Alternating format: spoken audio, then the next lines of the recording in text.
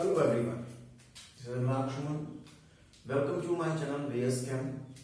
Friends, thank you so much for giving me a lot of recognition, lot of affection, lots of love for the last video, the concept of attacking a species.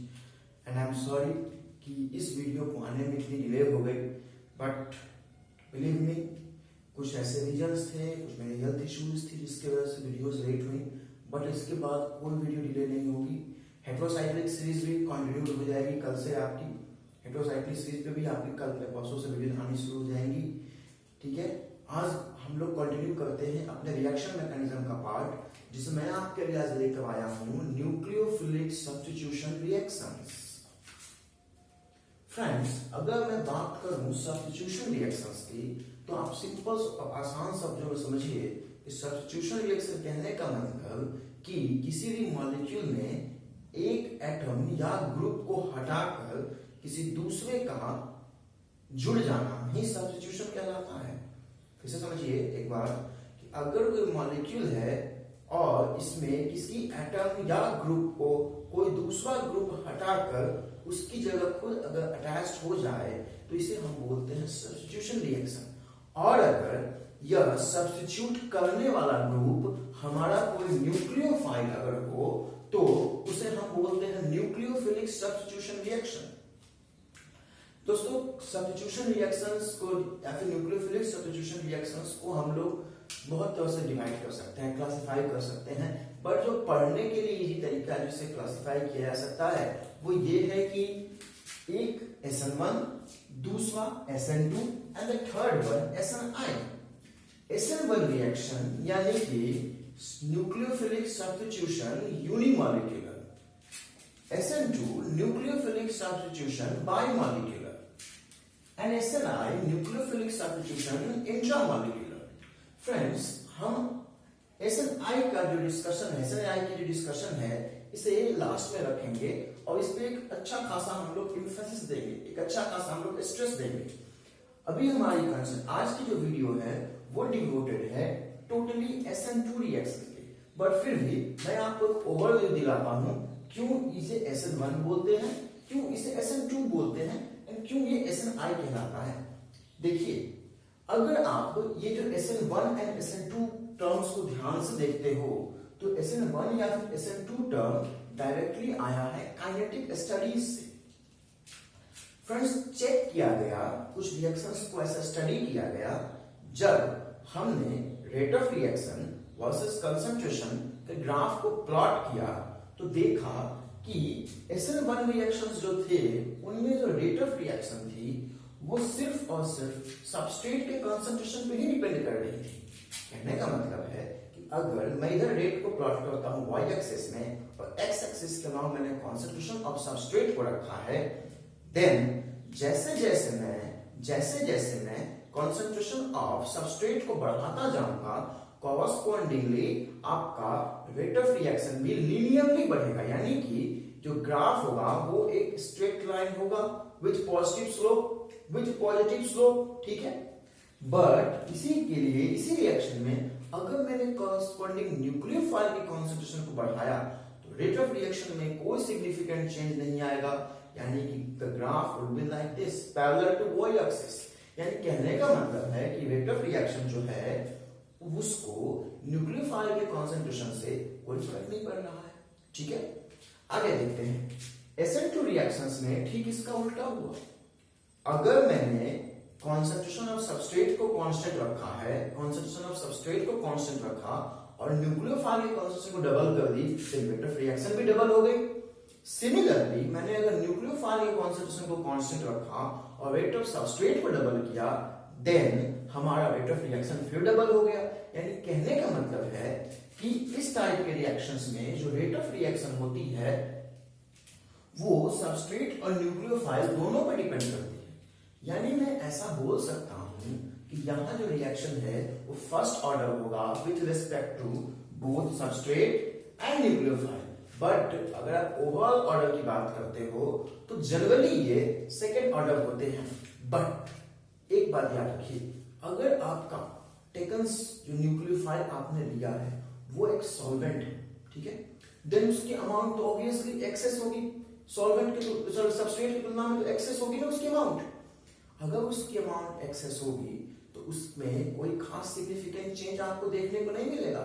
यानी कहने का मतलब ये हुआ कि वैसे cases में जहां पे न्यूक्लियोफाइल एक्सेस में हो, then SN2 reactions second order नहीं होते, वो दिखते हैं सेकेंड ऑर्डर जैसे बट बिहेव करते हैं फर्स्ट ऑर्डर रिएक्शन। यानी काइनेटिक टर्म्स में मैं उन्हें कहूंगा सूडो फर्स्ट ऑर्डर रिएक्शंस। ठीक है, चलिए आज की जो हमारी स्टडी है उसको और आगे ले चलते हैं। आगे आप जाकर आप देखेंगे कि SN1 रिएक्शंस कार्बोकैटायन इंटरमीडिएट्स के फॉर्मेशन के थ्रू प्रोसीड करती है। वहीं पे हमारी SN2 रिएक्शन ट्रांजिशन स्टेज के फॉर्मेशन से प्रोसीड करती है। आज की जो लेक्चर है वो SN2 रिएक्शन को डिवोटेड है। आने वाली एक दो और लेक्चर्स SN2 को डिवोटेड होंगी। इसमें हम लोग सारे उन फैक्टर्स को देखेंगे जिनसे हमें SN2 रिलेटेड क्वेश्चंस करने में इजी हो। And last we will try to do those reactions which proceed by SN2। Friends, एक चीज हम लोग करते चलेंगे कि जिस तरह से रिएक्शन मैकेनिज्म में कोई मैकेनिज्म रिलेटेड नेम रिएक्शन आएगा तो उसे हम यहीं पे कर लेंगे ताकि हमें बाद में जाकर उससे परेशानी ना हो। ठीक है,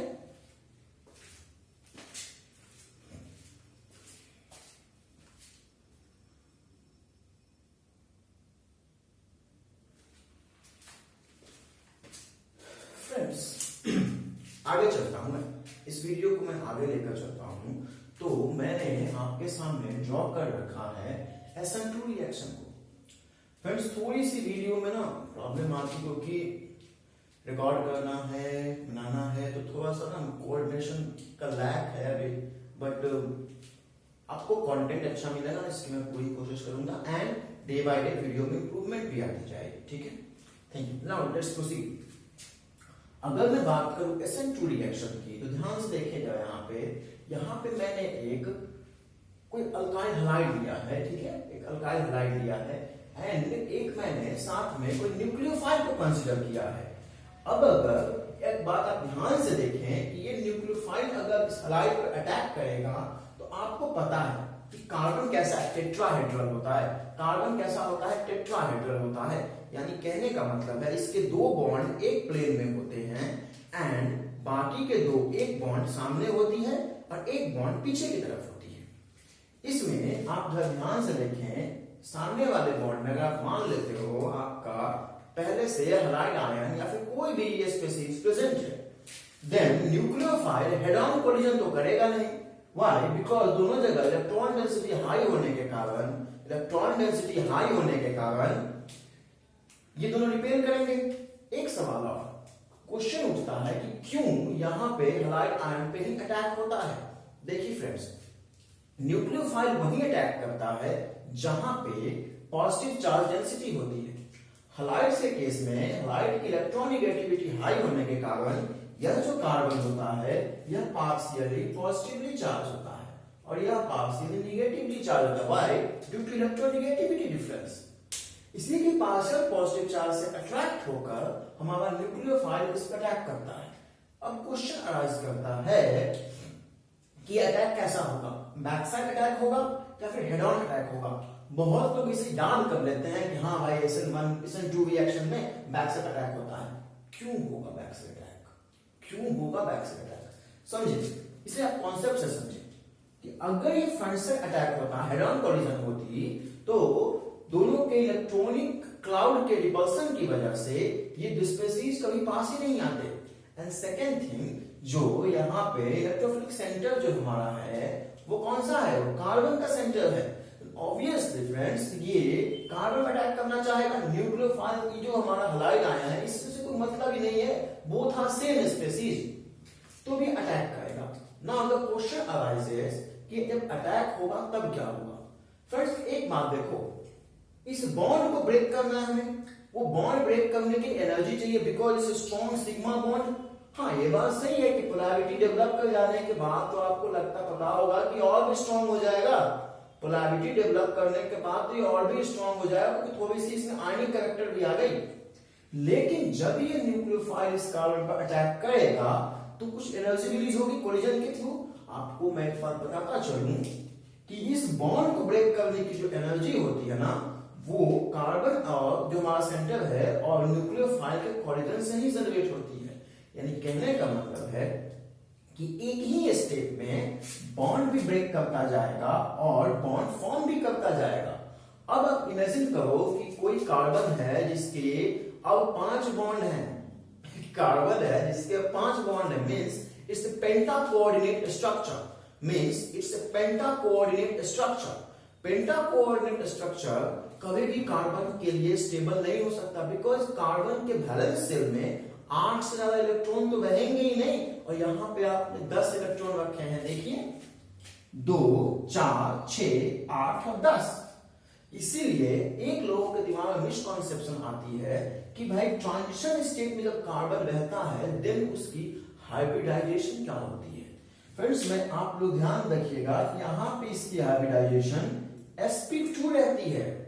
हाँ, sp2 रहती है। तो आप पूछोगे सर यहां तो 5 बॉन्ड बन गए, बाकी के जो 2 बॉन्ड है ना, ये वो एक एम्प्टी p ऑर्बिटल बनाता है, ठीक है, जिसका एक लोब हमारे पहले वाला जो हैलाइड आयन था उसके साथ रहता है ओवरलैपिंग में, एंड सेकेंड लोब हमारे इनकमिंग न्यूक्लियोफाइल के साथ ओवरलैपिंग में रहती है, ठीक है। फ्रेंड्स एक और रीजन ये भी है कि क्यों हेड ऑन अटैक नहीं होता है। अगर हेड ऑन अटैक होता तो दोनों ही स्पीशीज को एक ही p ऑर्बिटल के लोब से बॉन्डिंग करनी होती, यानी कि एक्सटेंट ऑफ ओवरलैपिंग क्या होता, मिनिमम होता। बट इस केस में आप देखो मैक्सिमम ओवरलैपिंग हुई है, मैक्सिमम ओवरलैपिंग हुई है। एक बात सोचने वाली यहां पे है, ध्यान देने वाली बात यह है कि जब ये न्यूक्लियोफाइल अप्रोच कर रहा होगा तो एनर्जी रिलीज होगी, और उसी एनर्जी के कारण ये बॉन्ड वीक होने लगेगा। जैसे जैसे न्यूक्लियोफाइल आता जाएगा, जैसे जैसे न्यूक्लियोफाइल आता जाएगा, इस बॉन्ड से डिस्टेंस बढ़ती जाएगी एंड ये बॉन्ड ब्रेक होना शुरू हो जाएगा। इसीलिए मैंने यहाँ पे बीबी लिखा है, यानी बॉन्ड ब्रेकिंग स्टार्ट हो जाएगी, और यहाँ मैंने बीएफ लिखा है, यानी बॉन्ड फॉर्मेशन होगा। यानी कि with the incoming of nucleophile, with the formation of bond with the nucleophile, the bond with the halide और the given species will start to break, ठीक है। यानी कि इस पूरे स्टेप में आप देख रहे हो कि bond breaking and bond formation is a simultaneous process, is a simultaneous process. इसीलिए मैं इसे बोल सकता हूं इसे कंसर्टेड प्रोसेस, कंसर्टेड प्रोसेस, यानी कि पूरी की पूरी SN2 रिएक्शन एक कंसर्टेड प्रोसेस के थ्रू गुजरती है, और इसी कंसर्टेड स्टेट को, इसी पेंटा कोऑर्डिनेट स्टेट को, इसी हाईली अनस्टेबल स्टेट को हम लोग बोलते हैं ट्रांजिशन स्टेट। क्या बोलते हैं? ट्रांजिशन स्टेट बोलते हैं, ठीक है। अब क्या होगा फ्रेंड्स, एक बहुत ही इंटरेस्टिंग फिनोमिनन देखने को मिलती है, एक बहुत ही इंटरेस्टिंग फिनोमिनन देखने को मिलती है। जब ये न्यूक्लियोफाइल अप्रोच कर रहा होगा तो अपनी इलेक्ट्रॉनिक क्लाउड जो इसकी होगी वो बाकी सारे बॉन्ड पे भी रिपल्सन क्रिएट करेगी, जिसके कारण जो बॉन्ड्स कभी ऐसे दिख रहे थे, जो बॉन्ड्स कभी ऐसे दिख रहे थे, देखिए अब वो उल्टे हो जाएंगे, just like an umbrella upside down, just like an umbrella upside down. खुल जाता है ना, उल्टा होता है। बारिश में जब हम लोग चलते हैं तो हमारा छाता उल्टा हो जाता है, ठीक है, ठीक है। इसी को फ्रेंड्स कहा जाता है वॉल्डेन इन्वर्जन, वॉल्डेन इन्वर्जन। और जनरली सारे SN2 रिएक्शंस में वॉल्डेन इन्वर्जन देखा गया है, देखा गया। अगर वॉल्डेन इन्वर्जन नहीं हो रहा है, अगर वॉल्डेन इन्वर्जन नहीं हो रहा है, देन हमारा गिवन हैलाइड कभी भी SN2 रिएक्शन नहीं प्रेफर करेगा। यही रीजन है फ्रेंड्स, ध्यान देखिए प्लीज, यही रीजन है फ्रेंड्स कि ब्रिजेड कार्बन्स पे कभी भी SN2 रिएक्शंस नहीं होते हैं।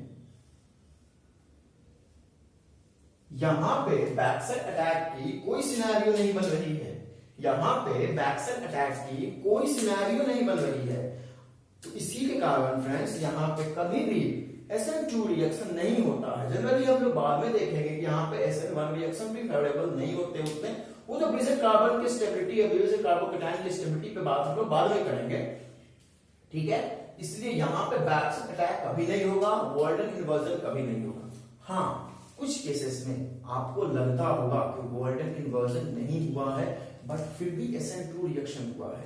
वहां पे जो थीम पिक्चर में आती है वो है NGP, नेबरिंग ग्रुप पार्टिसिपेशन या फिर एनकाइमेरिक असिस्टेंस, इसके बारे में हम लोग लास्ट में चर्चा करेंगे, डिटेल में चर्चा करेंगे और बातें करेंगे क्यों एनजीपी के कारण वर्ल्ड इन्वर्जन नहीं होता है। ठीक है फ्रेंड्स, एक चीज मैं आपको यहाँ पे जो हमारी लास्ट टॉपिक होगी आज की वो ये है कि ऐसे रिएक्शंस कौन से जो हमारे हलाइड्स है प्रेफर करते हैं और कब प्रेफर करते हैं। फ्रेंड्स, ऐसे मैकेनिज्म की कुछ लंबी लंबी वीडियोस आनी शुरू हो जाएंगी। ठीक है, उसमें हम लोग SN2 को पूरा डिटेल में पढ़ेंगे, एकदम एक पॉइंट नहीं छूटना चाहिए ताकि कोई भी एग्जाम हो, चाहे वो IIT JEE हो, जैम हो, एम्स हो, टिफर हो, BHU एंट्रेंस हो, BSc एंट्रेंस हो, सारे MSc एंट्रेंस में इससे क्वेश्चंस आते हैं और आते रहेंगे क्योंकि ये बेस है, this is the backbone of organic chemistry, this is the backbone of organic chemistry. ठीक है, देखिए फ्रेंड्स, यहाँ पे एक चीज आपने क्लियर देखा, यहाँ पे जो न्यूक्लियोफाइल है वो बैक्सन अटैक प्रेफर करता है।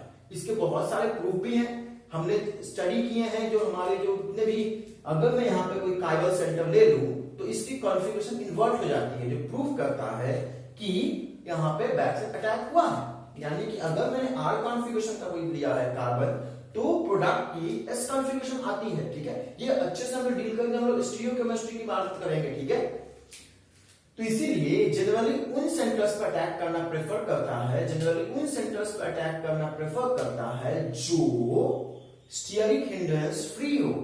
इसीलिए मेनली ये ओपन स्ट्रक्चर्स पर अटैक करता है, उनमें भी प्रेफर करता है प्राइमरी कार्बन पे अटैक करना। ठीक है, प्राइमरी कार्बन पे अटैक करना।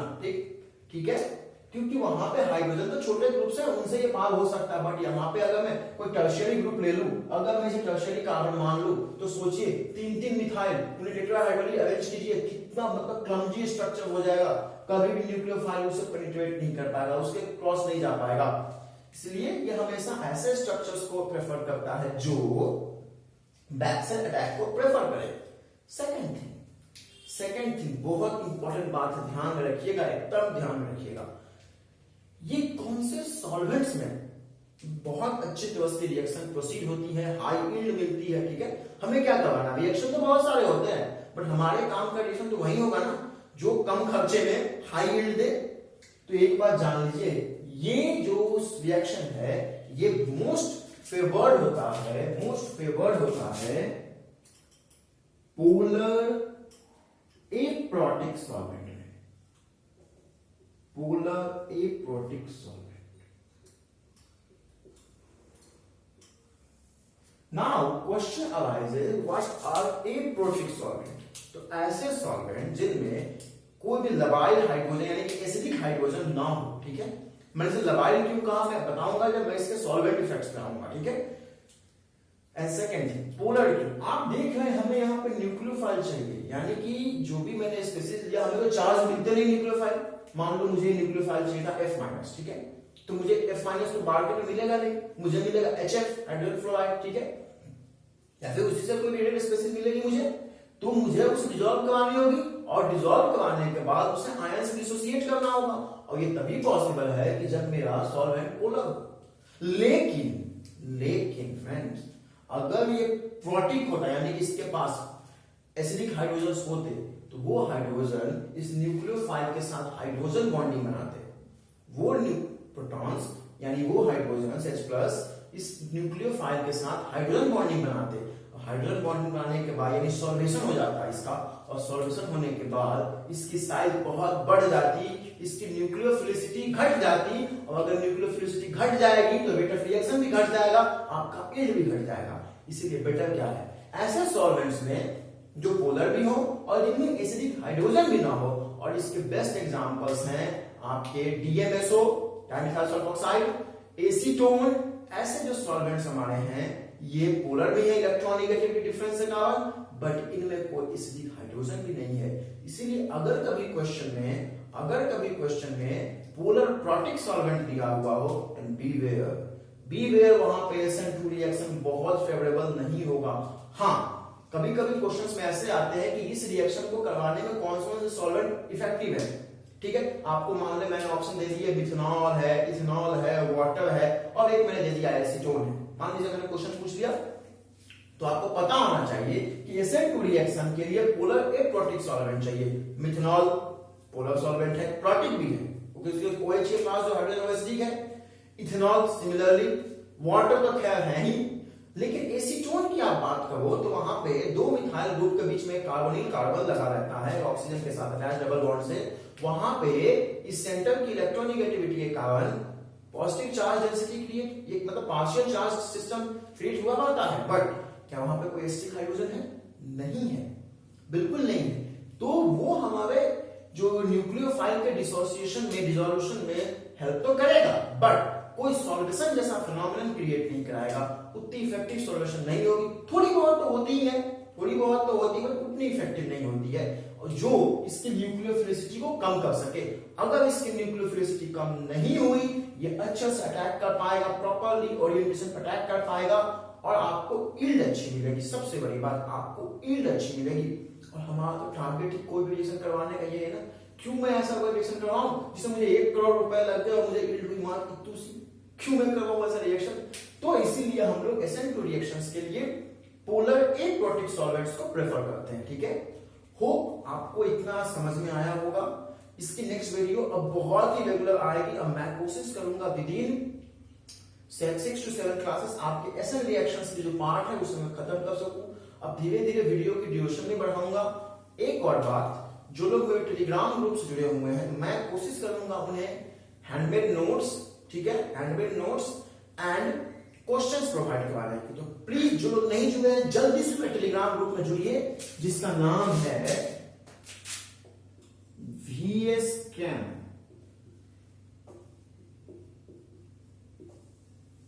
ये ग्रुप पूरी तरह से पब्लिक है फ्रेंड्स, आपके लिए वेट कर रहा है कि आप आओ इसे ज्वाइन करो।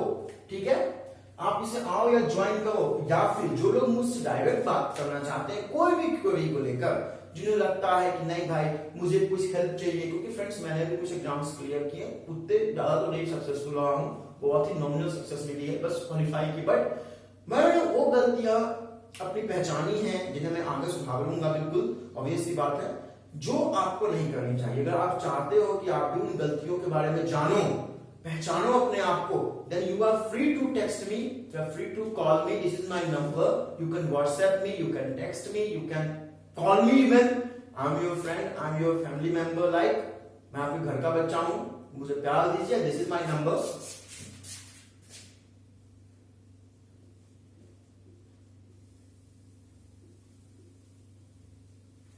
The number is, I repeat it, 620-242-3883 and please friend, जैसे आपने लास्ट वीडियो को अफेक्शन दिया था, प्यार दिया था, इस वीडियो को भी दीजिए, अपने सजेशन दीजिए कि मैं क्या क्या इंप्रूवमेंट करूं ताकि मैं आपके लिए एकदम बेहतरीन से बेहतरीन कंटेंट लेकर आ सकूं। फॉर क्वेश्चंस, कुछ अच्छी बुक्स की PDF उनके लिए please join the group, Telegram group VS Chem। VS stands for Vijay Suman and Chem, you know, chemistry. Okay, thank you so much for your kind attention and appreciation. Thank you so much and bye bye. Enjoy your day.